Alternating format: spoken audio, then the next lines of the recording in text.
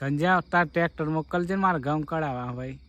અરે જવા દે ને વાત યાર, ટ્રેક્ટર ની ઠેસન ની ઘઉં કાઢવાની મારે યાર લોકોએ ઘઉં કઢાઈને પૈસા ના આલ્યા ને મારે તો ટ્રેક્ટરે જતું રહ્યું ને બધું એ જતું રહ્યું.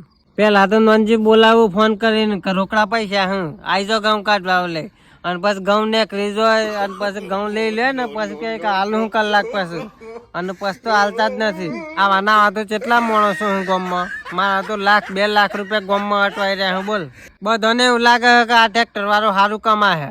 મારે આ ટ્રેક્ટરમાં ખર્ચો કેટલો હોય એ તમને શું ખબર. મારે તો સવાર પડે એટલે ડ્રાઈવર ને ખોદવાનો પાછો, અને પાછો ડ્રાઈવર નો ખર્ચો, અને એને પાછું ખાવાનું આલવાનું, અને પાછી પડી ગયું બુધાલાલ ને મિરાજ ને બધું આલવાનું. તે ચાણ વેચી મારી એ મને ખબર નથી ભાઈ. આવા નાવા મળ્યું તો મને તો ભિખારી કર્યું, એના કરતા ટ્રેક્ટર વેચી દીધી ને એ શાંતિ એમ. મારે લાવવાનો વિચાર તો હતો ટ્રેક્ટર, પણ તે કીધી ને એટલે સારું કરી ભાઈ. અરે યાર આ ધંધો કરાય જ નહીં ટ્રેક્ટર નો.